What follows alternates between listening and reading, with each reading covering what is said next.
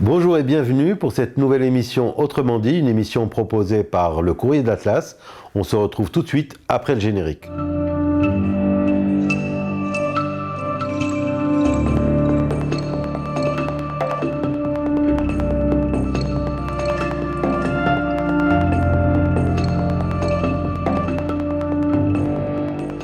Dans la nuit de jeudi à vendredi dernier, un cessez-le-feu est entré en vigueur entre Israéliens et Palestiniens.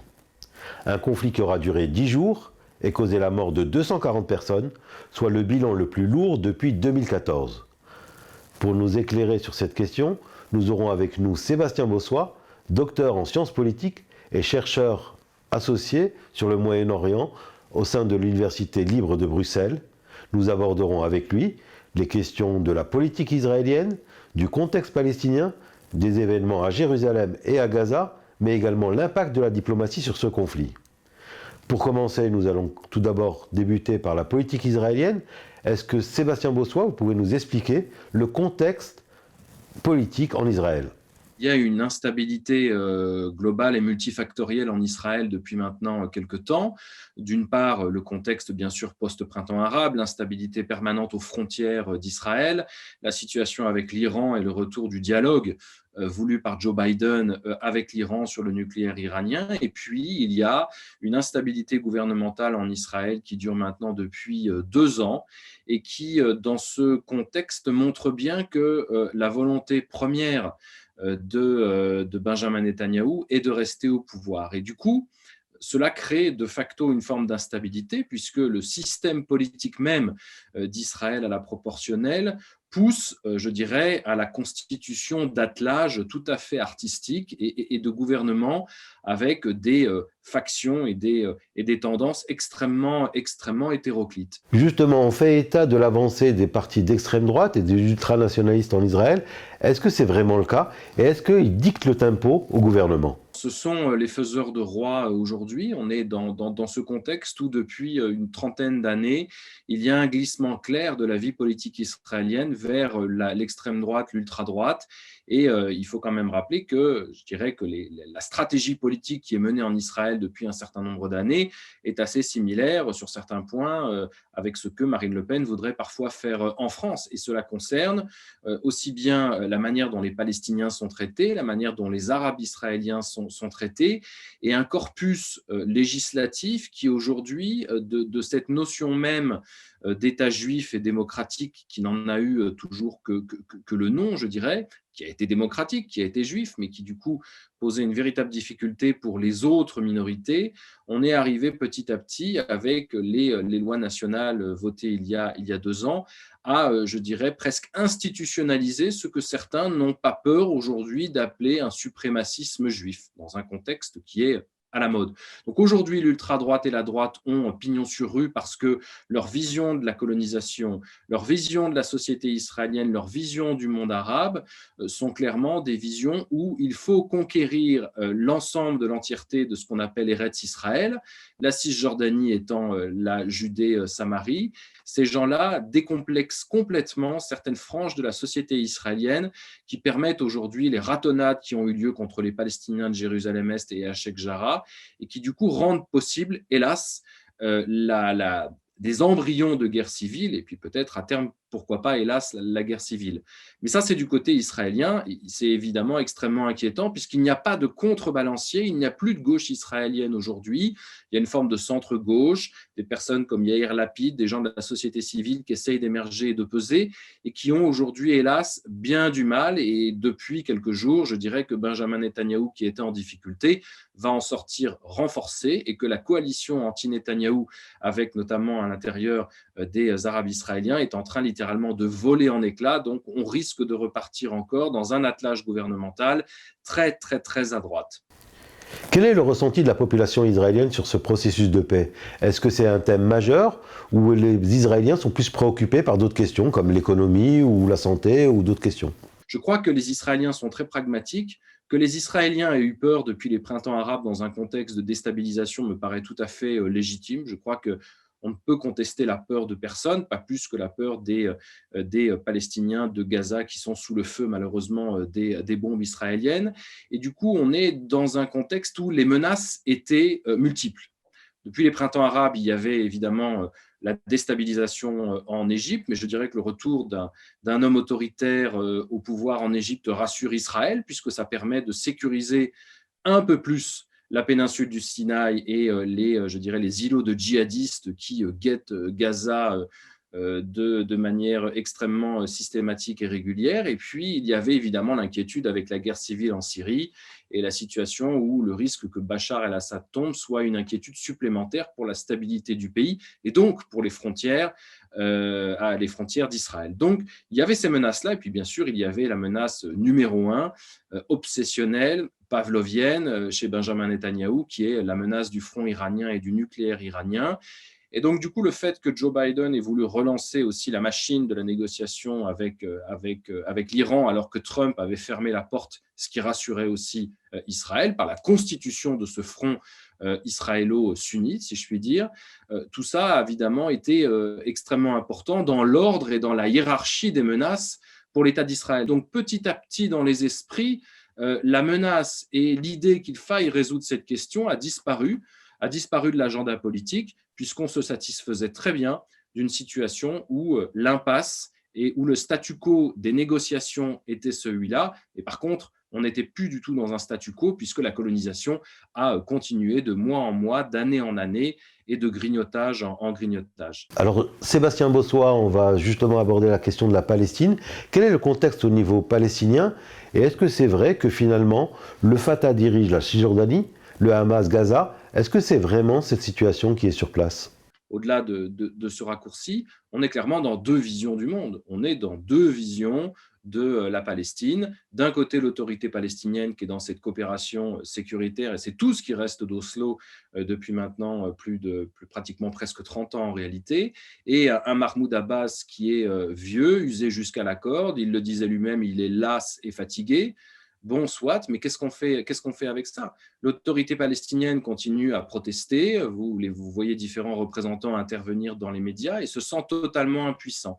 Et quand vous avez du coup, il y a quelques jours, ces Palestiniens qui avaient au moins cet espoir des élections enfin présidentielles et législatives palestiniennes tombées à l'eau, du coup, vous pouvez comprendre que certains en ont effectivement ras-le-bol et se rabattent du côté du Hamas sans pour autant considérer légitimement que la violence soit en elle-même une issue. Mais quand vous avez une autorité palestinienne qui est incapable de protéger les Palestiniens de Sheikh Jarrah ou d'ailleurs, vous avez du coup, dans cet appel d'air, le Hamas qui en profite largement et qui en fait son beurre, si je puis dire, et qui du coup se retrouve dans une situation où il va, une fois encore, comme lors des différentes guerres de Gaza, récupérer une partie des fruits et du succès. Il n'y a pas aujourd'hui d'alternative claire. Vous avez Marwan Barghouti qui est toujours, je dirais, à la fois successful ou en tout cas qui a une cote de popularité qui est toujours présente. Est-ce que les Israéliens auraient enfin intérêt à libérer Marwan Barghouti? Ça, c'est la grande question. Je crois qu'ils ont un homme de leurs mains tout à fait malléable qui est Mahmoud Abbas et qu'en réalité, ça les arrange de continuer à dealer avec Mahmoud Abbas plutôt que d'avoir un autre jeune fougueux qui pourrait déstabiliser cette situation extrêmement confortable pour Israël.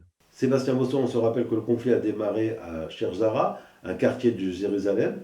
Est-ce que ce conflit est immobilier, judiciaire ou politique? Conflit de civilisation. On est dans quelque chose de beaucoup plus profond en réalité. Il faut savoir que des Sheikh Jarrah, depuis des années, il y en a tous les jours dans les territoires palestiniens. Là, effectivement, le fait que la Cour suprême ait validé l'expulsion de ces 4 familles pour y installer des colons a peut-être été la goutte d'eau qui a fait déborder le vase, si je puis dire, dans un contexte déjà extrêmement tendu.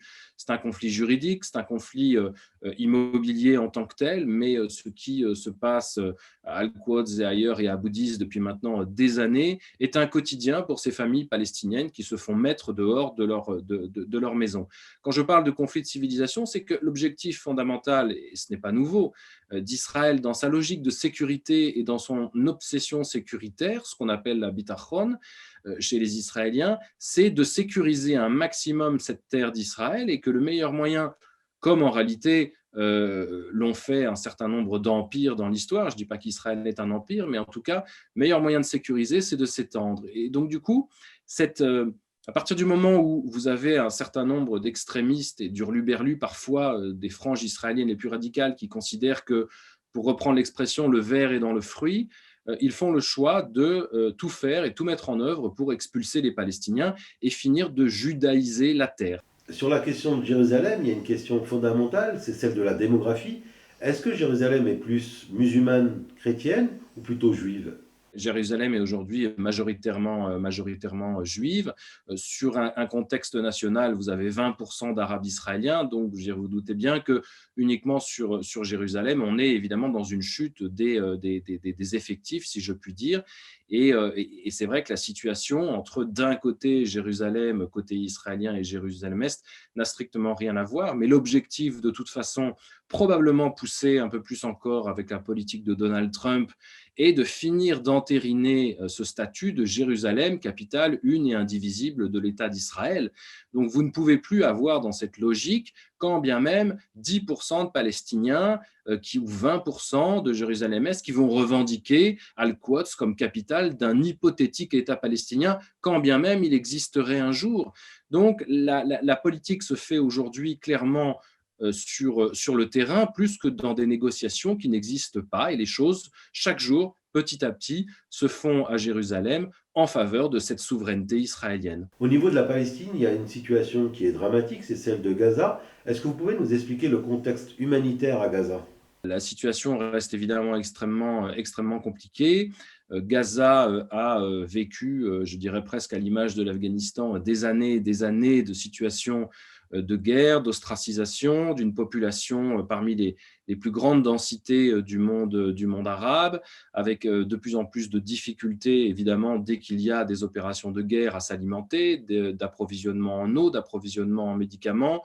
Au jour d'aujourd'hui, aucun convoi humanitaire ne parvient à entrer même dans Gaza, mais l'idée des Israéliens et l'objectif est de faire plier le Hamas sans le renverser pour autant. Donc on est dans un jeu presque de dupes où le Hamas se sert de la population palestinienne de Gaza, récolte les fruits de la manière dont elle a réussi à prendre la place de l'autorité palestinienne pour défendre une partie des Palestiniens et ne permet pas de résoudre la situation à Gaza. Aujourd'hui, on est dans un Hamastan, si je puis dire, à Gaza, où la population est dans une situation extrêmement compliquée.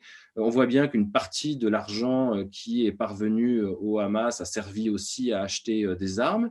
Il faut quand même savoir que le choix d'Israël depuis des années est de maintenir le Hamas au pouvoir. Il serait très facile pour Israël d'éradiquer définitivement le Hamas. Mais ce que Israël a compris, c'est que s'il renverse le Hamas, il risque d'avoir pire. C'est vraiment la peste et le choléra, cette histoire. C'est-à-dire que vous avez le risque d'avoir un nouvel État islamique aux frontières d'Israël, avec un Sinaï qui n'est absolument pas encore totalement sécurisé, des pépinières de djihadistes, des tunnels qui se reconstruisent plus qu'ils ne sont détruits, et un approvisionnement d'armes à Gaza qui vient de l'Iran ou qui vient du Sinaï. On a pu constater que le Hamas a fait plus de dégâts avec ses roquettes que par le passé. Est-ce qu'il a des nouvelles capacités militaires ? Ce qui est très surprenant, c'est effectivement l'arsenal dont dispose le Hamas. Le soutien stratégique, par exemple, du Qatar à l'égard du Hamas à ce jour, se fait en adéquation totale et en accord avec Israël parce que l'autorité palestinienne a arrêté de financer, par manque d'argent, ou corruption, ou les deux, a arrêté de financer le traitement des fonctionnaires même de Gaza qui font partie du Hamas. Donc l'objectif du Qatar dans cette logique avec l'accord d'Israël, c'était de, je dirais, stabiliser la situation à Gaza. Ce n'était absolument pas celui de permettre au Hamas de s'acheter de nouvelles armes, de s'acheter des drones ou autre chose. On voit dans les tirs de roquettes qui sont faits depuis quelques jours maintenant qu'il y a une limite au dôme de fer. Et ça, en réalité, elle était même déjà dans le manuel d'instruction du dôme de fer, c'est que les roquettes et les missiles peuvent être arrêtés à partir d'une certaine altitude. Mais vous avez aujourd'hui des missiles qui rasent le sol. Vous en avez aussi beaucoup qui partent de Gaza et qui tombent sur Gaza, qui tombent sur la population palestinienne de Gaza, qui ne vont même pas jusqu'à Ashkelon ou Sderot ou même plus loin encore.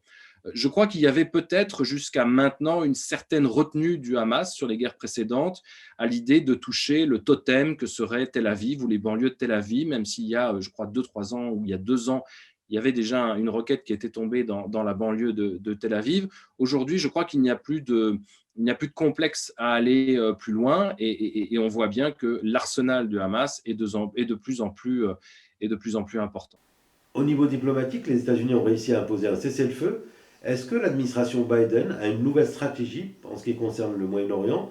Est-ce qu'elle est différente de celle de Trump?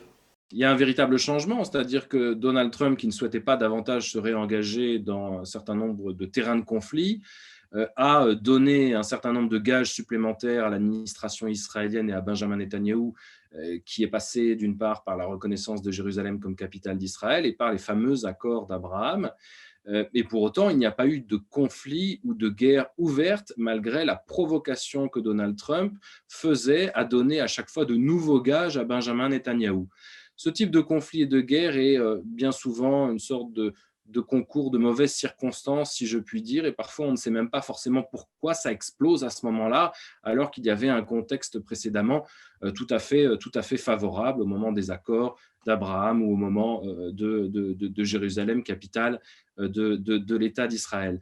Donc, à partir du moment où Joe Biden arrive et dit clairement en janvier qu'il ne changerait rien des accords et des positions de son prédécesseur, il était dans ce prolongement de ne pas vouloir se réinvestir davantage dans la situation.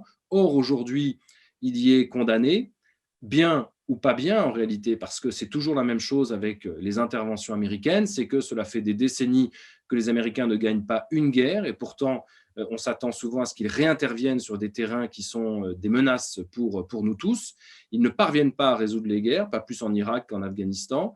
Et dès qu'il s'agit d'une médiation internationale, vous le voyez bien, la médiation des États-Unis avec les talibans n'a absolument rien donné en Afghanistan. Concrètement, on voit bien qu'avec le retrait, les choses vont glisser vers un retour des talibans au pouvoir. Et en Israël, c'est à peu près la même chose. Vous avez Anthony Blinken qui demande la désescalade, vous avez un émissaire, un envoyé spécial américain, et puis les gens s'interrogent du coup sur des médiations plus régionales comme l'Égypte. Au sein même du Parti démocrate, il y a des voix qui s'élèvent. Je pense notamment à Alexandria Ocasio-Cortez, qui a demandé à ce que la position des États-Unis soit plus favorable aux Palestiniens. Est-ce qu'ils peuvent peser sur la politique étrangère américaine? Je ne vois pas aujourd'hui une médiation américaine qui puisse parvenir à une résolution et au-delà de ça, et du coup à la résolution de toutes les questions, c'est-à-dire la question dite palestinienne, la question de la sécurité d'Israël dans le même temps et la question de Jérusalem, et je ne parle même plus des réfugiés et autres. Donc on est véritablement dans une situation où Joe Biden, qui s'était beaucoup focalisé sur l'intérieur, montre quand même une certaine limite dans sa politique étrangère et ce de manière extrêmement rapidement. Est-ce qu'il manque de poigne? Est-ce qu'il manque d'envie? Est-ce que sa seule obsession, ce qui peut se comprendre, est la fenêtre pacifique et asiatique? Je crois qu'il y a un petit peu de tout cela à la fois, mais sur la politique étrangère, si les États-Unis veulent être respectés et craints, il faut une poigne forte. Toujours sur le volet diplomatique, on va parler un peu de la région. La Ligue arabe a condamné les frappes israéliennes. Comment se présente le front des pays arabes sur ce conflit?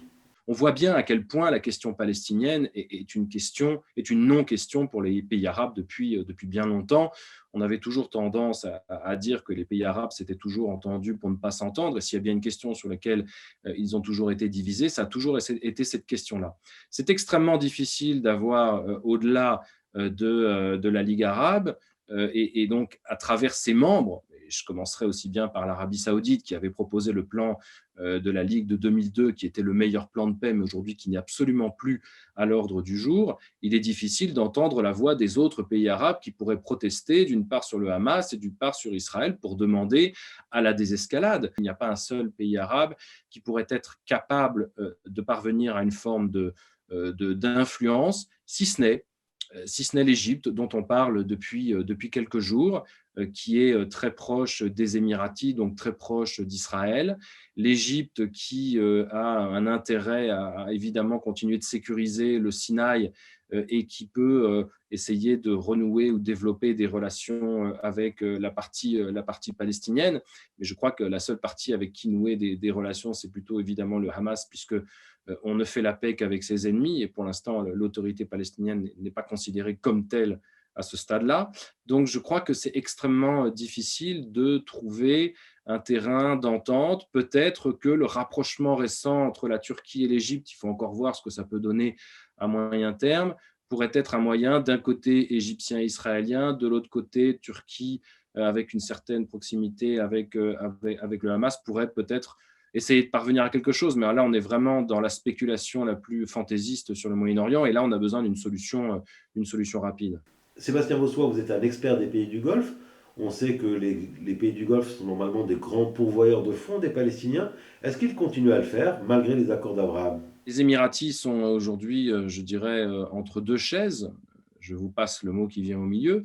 Il est vrai que la difficulté des Émiratis aujourd'hui est leur choix stratégique d'avoir fait cette alliance qui existe depuis, en réalité, l'aube des années 2000 avec l'État hébreu. Et c'est toute la difficulté pour les Émiratis, dans le même temps, de véritablement peser sur la vie palestinienne. Ils ont négocié leurs accords avec Israël en échange d'un gel sur l'annexion des territoires palestiniens pour les 5 prochaines années. Qu'est-ce qui se passera dans 5 ans? J'ai peur qu'à terme, on arrive à cela et que du coup, les Émiratis rongent leurs freins pour permettre de maintenir leurs relations économiques avec Israël. Concernant le Qatar, je l'ai dit précédemment, la stratégie de Doha est de sécuriser et d'assurer une certaine stabilité quotidienne de l'administration et de la gestion du territoire de Gaza. C'est un des objectifs du Qatar, et cela se fait encore une fois en accord et en adéquation avec la volonté de l'État d'Israël. Tout ça est parfois un jeu de dupes en réalité, parce qu'on sait très bien ô combien Israël a largement concouru à la création du Hamas en 1988 avec Sheikh Yassine, contre l'autorité palestinienne. Donc, je dirais, il va falloir suivre l'évolution de ce fameux camp interpalestinien, mais il est clair qu'aujourd'hui, le principal soutien également financier du Hamas, c'est l'Iran. Et donc, tout ça étant imbriqué, il faudra voir aussi l'évolution des négociations autour du nucléaire. Si on met dans la balance du retour de l'accord, qui a bien du mal à se remettre en selle d'ailleurs autour du nucléaire iranien, une certaine modération du soutien de Téhéran au Hamas à Gaza. Sébastien Bossois, si vous voulez bien, on va parler d'un partenaire qui est important, l'Europe. L'Europe, c'est un tiers des importations et un tiers des exportations israéliennes. Est-ce que c'est important pour Israël d'avoir de bonnes relations avec l'Union européenne? Et est-ce que l'Union européenne est entendue quand elle parle d'une seule voix? On a des intérêts communs extrêmement importants avec la Palestine et avec Israël. On est dans un partenariat d'économie dynamique, je dirais, avec Israël, et aussi dans un partenariat je dirais, subside avec la Palestine. Je pense qu'à terme, cela serait bien que les choses se rééquilibrent un peu. Il est vrai que Joseph Borrell a haussé le ton. Et encore une fois, tout le monde se demande qui est Joseph Borrell. Donc voilà, le monsieur politique étrangère de l'Union européenne n'a strictement aucun poids, pas plus que l'Union européenne en réalité. Le seul poids que l'on aura quand Gaza sera complètement redétruit, c'est de pouvoir tout reconstruire, comme on l'a déjà fait avant. Et ça, c'est un peu un réflexe pavlovien de déculpabilisation aussi de cette impuissance que nous avons à peser diplomatiquement et en amont pour éviter les conflits. L'Europe est un beau projet, l'Europe a un beau message, sauf que l'Europe est incapable, dans ce contexte multipolaire où le droit international est souvent mis de côté, de peser dans la balance et d'essayer d'infléchir certaines situations et d'exister dans des régions où soit les puissances régionales reprennent position, ce qui, à mon avis, est beaucoup plus intéressant, soit dans un contexte ou populiste ou populaire, où l'Union arrivant avec ses grands idéaux et ses grandes déclarations, je dirais que tout le monde s'en fiche un peu, hélas là-bas. Donc, c'est l'éternelle difficulté de l'Europe à exister, et qui plus est d'exister dans une situation d'urgence. Dans ce conflit, évidemment, il y a le côté médiatique. Israël a été très critiqué au niveau de la politique, au niveau du fait qu'elle est une puissance occupante.